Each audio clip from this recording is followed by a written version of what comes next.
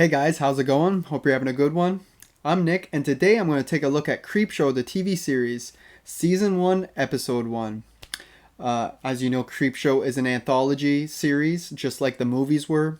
And the way these episodes work is that there's basically two short stories in each episode.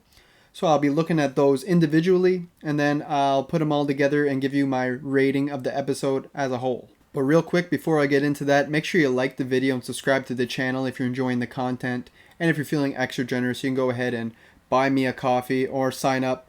Follow me at Letterboxd. Both those links will be in the description, guys. Now let's talk about Creepshow. And just a heads up, guys, I will be going all out with the spoilers in this.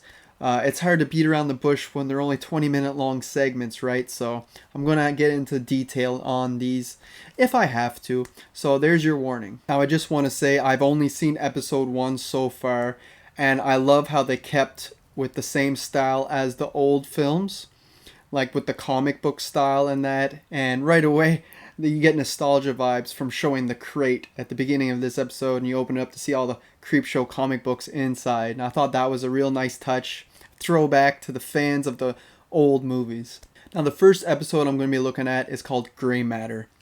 Now right off the bat, the first thing you see is Tobin Bell usually playing Jigsaw in the Saw films. He plays a sheriff in this, and right away I'm like, ooh, little horror alumni for us right away. And the basic plot to this one is about a father who has a terrible drinking problem after his wife passed, and he starts neglecting his son.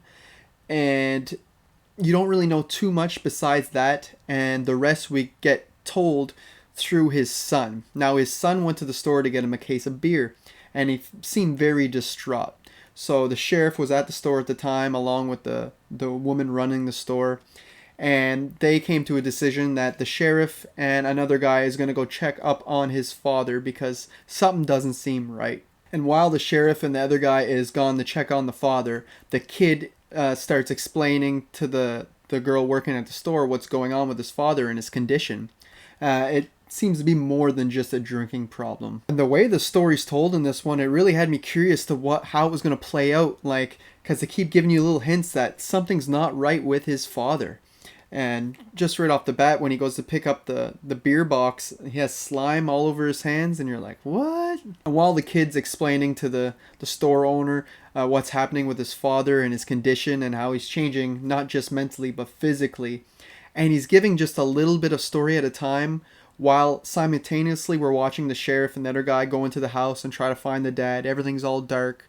And I found it was just a really good build-up with tension, like going back and forth like that, because the son just keeps giving more clues while they're about to find him, and you know something bad's going to happen. It's just a really slow build-up that really works in this situation.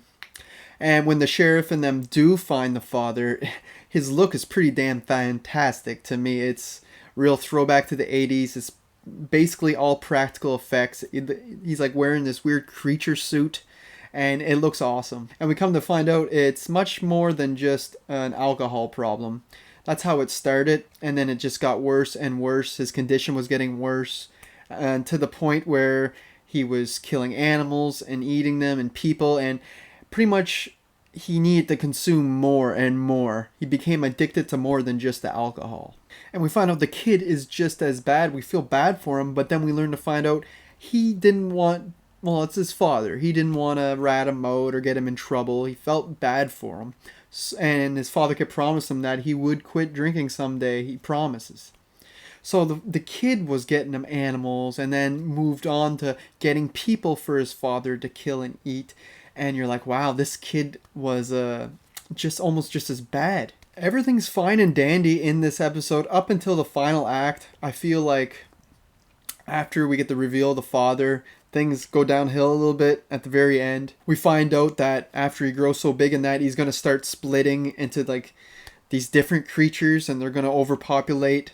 They start doing the math, and it's like, oh, he's going to be in like 1,000,000 times in a few hours. And it's like, that's a little bit of a ridiculous, far-fetched ending.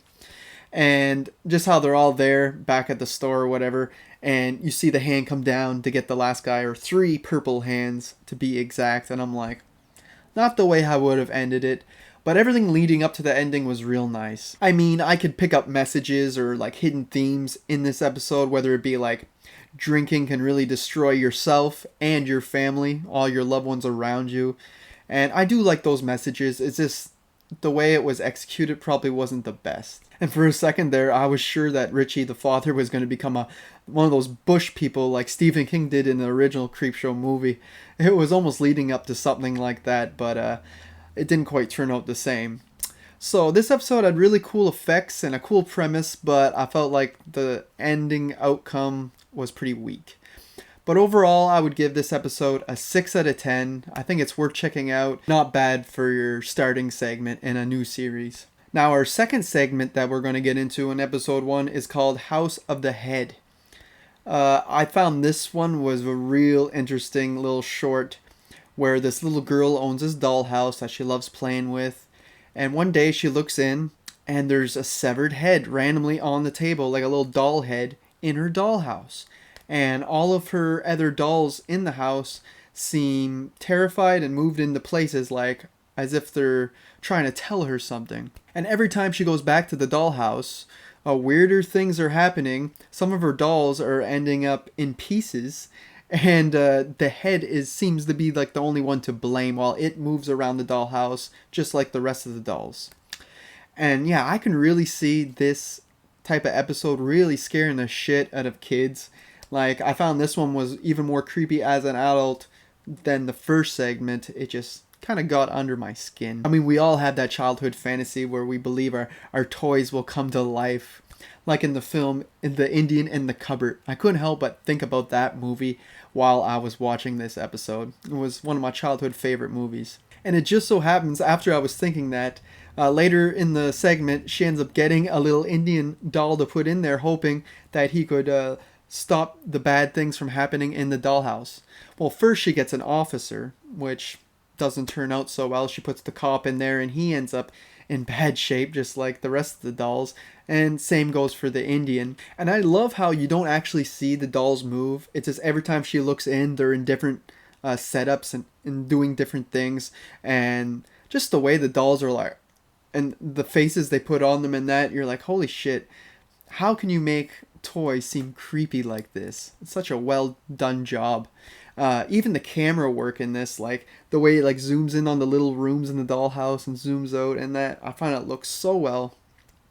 And it was just a really excellently made episode. And it's one of those scenarios where, you know, the kid is not going to tell her parents what's going on just because the parents are going to think the kid's crazy. Because obviously, parents are not going to believe that your toys or dolls are coming to life and moving around and killing each other, right? So she is left to herself to defend herself, really. And I just love how things play out. This was a really good short. Personally, I thought this one was done way better than segment 1. Segment 1 started out strong, the gray matter one, but it ended pretty weak, while this one was strong all the way throughout from start to finish. And it was really creepy and effective. And if I was going to have to rate The House of the Head, I would have to give it a solid 8 out of 10. I think this was an excellent segment, and it gets me even more excited to check out more episodes of Creepshow. Now, if I were to add in both segments together to give an overall rating on this one episode, it would equal out to an even 7 out of 10. I think it was a good episode to start off your series. It had a few weak spots, but overall it was fairly strong. So there you have it, guys. Those are my thoughts on Creepshow Season 1, Episode 1. So let me know down below what you think of Episode 1. Did you like it? Did you hate it?